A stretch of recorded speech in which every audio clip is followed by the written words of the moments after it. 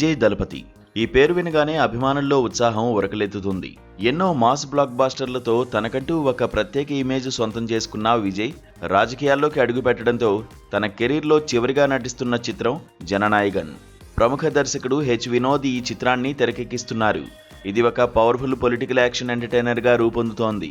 ఈ సినిమాలో విజయ్ నిజాయితీ గల పోలీస్ అధికారిగా కనిపించి సమాజంలోని అక్రమాలకు వ్యతిరేకంగా పోరాడి ఆపై రాజకీయాల్లో అడుగుపెట్టే పాత్రలో నటిస్తున్నట్లు తెలుస్తోంది.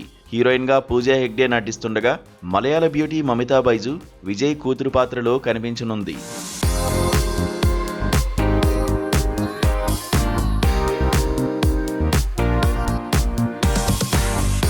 ఇప్పటికే విడుదలైన గ్లిమ్స్ సినిమాపై భారీ అంచనాలను పెంచాయి. ముఖ్యంగా జననాయగన్ ఫస్ట్ సింగిల్ దళపతి కచేరీ పాట సోషల్ మీడియాలో సంచలనం సృష్టించింది. అనిరుద్ధ్ అందించిన మాస్ బీట్కు విజయ్ స్వయంగా గొంతు కలపడం ఫ్యాన్స్ను విపరీతంగా ఆకట్టుకుంది. టాలీవుడ్ కొరియోగ్రాఫర్ శేఖర్ మాస్టర్ సుధన్ రూపొందించిన డ్యాన్స్ మూమెంట్స్ ఈ పాటకు అదనపు ఆకర్షణగా నిలిచాయి. ఇటీవల విడుదల చేసిన సెకండ్ సింగిల్ కూడా విశేషంగా ఆకట్టుకుంటోంది. కేవలం ఒక్కరోజులోనే యూట్యూబ్లో 25 మిలియన్ వ్యూస్ వచ్చాయంటేనే రెస్పాన్స్ ఏ స్థాయిలో ఉందో అర్థం చేసుకోవచ్చు.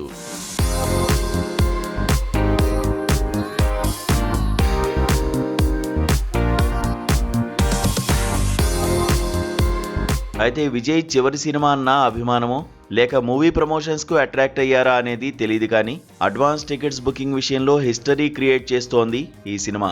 ముందస్తుగా అమ్ముడవుతున్న టికెట్ల సంఖ్య చూస్తుంటే మతిపోయేలా ఉంది.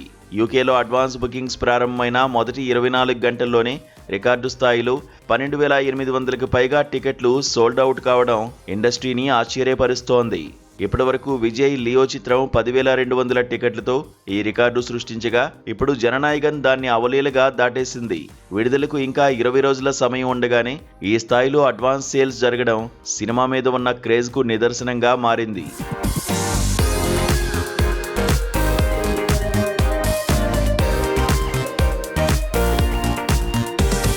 మరోవైపు తమిళగ వెట్రి కళగం పేరుతో సొంత రాజకీయ పార్టీని స్థాపించిన విజయ్ 2026 తమిళనాడు అసెంబ్లీ ఎన్నికలను లక్ష్యంగా ముందుకు సాగుతున్నారు. ఇకపై సినిమాల్లో నటించనని ఆయన ప్రకటించడంతో జననాయగనే తన చివరి సినిమాగా అభిమానులు భావిస్తున్నారు. తమ అభిమాన హీరోకు ఒక గొప్ప వీడ్కోలు చెప్పాలనే ఉద్దేశంతో అభిమానులు భారీ సంఖ్యలో థియేటర్లకు తరలి రావడానికి సిద్ధమవుతున్నారు.